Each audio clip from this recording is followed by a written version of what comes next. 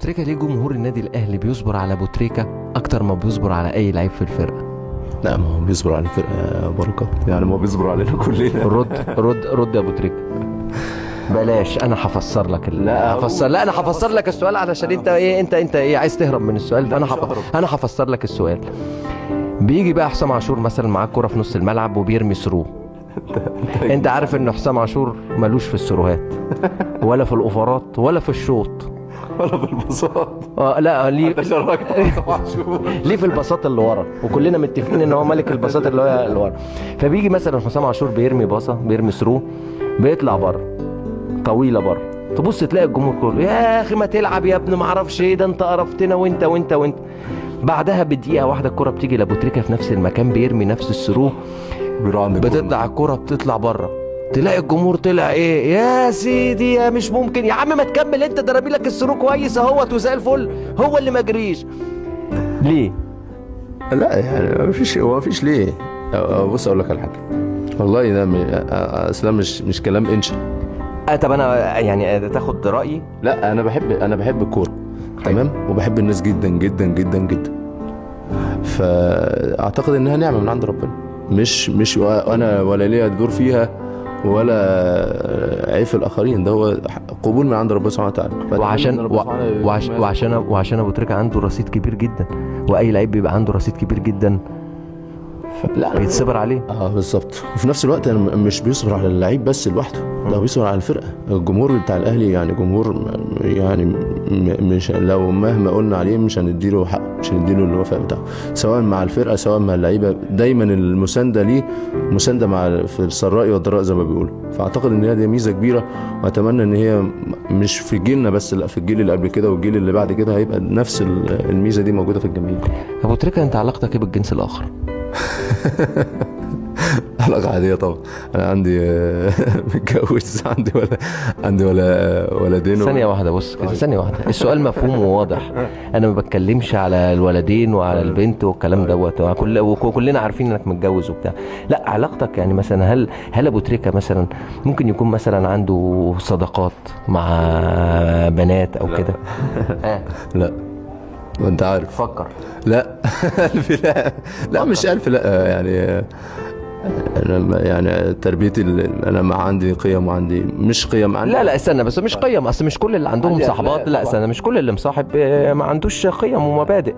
اصل انا اولا انا ليا طريقتي الخاصه. يعني الايه صريحه كان بيخاطب بيها الجنس الاخر، ولا متخذاتي اخدان. الخدن اللي هو الصاحب، فكذلك اللي بينطبق عليها بينطبق عليه. طيب بص، طب انا هسألك سؤال برضو. طب انا مره شفتك والكلام دوت يمكن اتقال قبل كده. لا بس يعني اتقال بصوره تانية يعني. لا انا هقول بنفس الصوره. انا مره شفتك وانت كنت واقف مع 3 بنات. طيب حصل الكلام ده ولا ما حصلش؟ حصل في الاوبرا. في الاوبرا، وانا راعي الوقف قدام عربيتك بالظبط. الوقفه دي كانت مضمونها ايه؟ لا يعني هو اي نعم مضمونها كان واضح جدا بالنسبه لي يعني، بس انت يعني برضو ايه يعني، كان ايه الموقف ساعتها؟ لا وما خد بالك انت متدين وبتاع ربنا، ما تكذبش. كانوا طالبين مني حاجه، يعني كنت بشرح انا مش موافق على الحاجه ليه. في نفس الوقت هم طلبوا صوره بعد كده فصورت، بس ده اللي حصل. وتصورت مع ال3 ولا صورت مع واحده فيهم؟ صورت مع ال3. بس طب انا اسالك سؤال، هو انا لما شفتك ساعتها وناديت عليك وفضلت اغمز لك كده من وراهم، وشك احمر ليه؟ اكنك عامل عمله. لا اصلا انا بنوع طبعي خجول. انا شفت انا عرفت ازاي من نوع السؤال. لا خجول يعني، عندي حياء بس.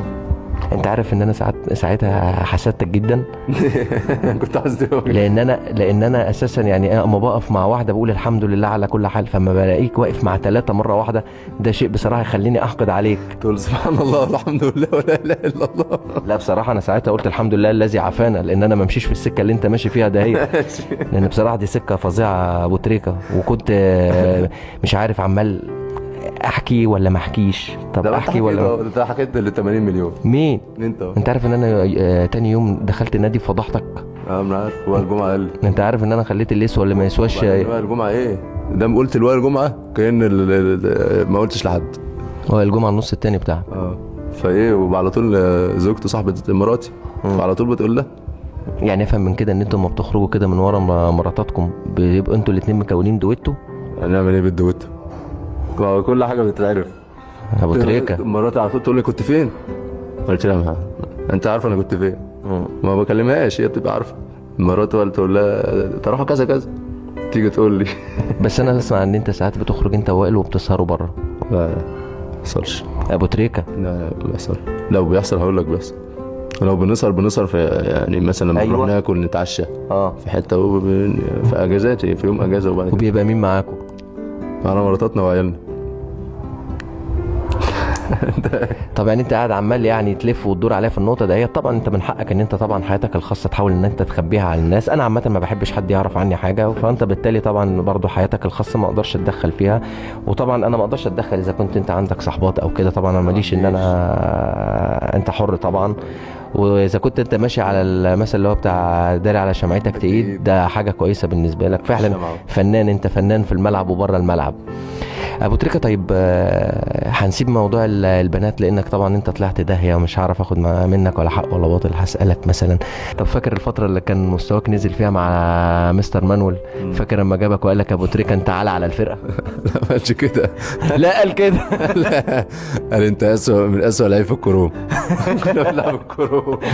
مستر مانويل جاب ابو تريكه وقال له ابو تريكه انا عايز اقول لك على حاجه، انت اسوأ من اسوأ لعيب في الكروم. طبعا مع كامل الاحترام لنادي الكروم، بس هو الراجل قال له كده. فيعني اكيد كنت فرحان لما قال لك كده. اه طبعا. انا بص، الحاجات اللي جوزيه مستر مانويل كان بيقولها لي نقد انا حافظها في الذاكره. مره كنا بنلعب كنت موجود طبعا الدور قبل النهائي بتاع كاس مصر قدام الاسماعيلي، ودخل بين الشوطين وقال ايه، كان يا مكان عندنا لعيب كبير اسمه ابو تريكه. ايوه، حتى احنا بعد كده قلنا مرجان. فلا، فبتبقى حاجات لذيذه هو دايما وكلها حاجات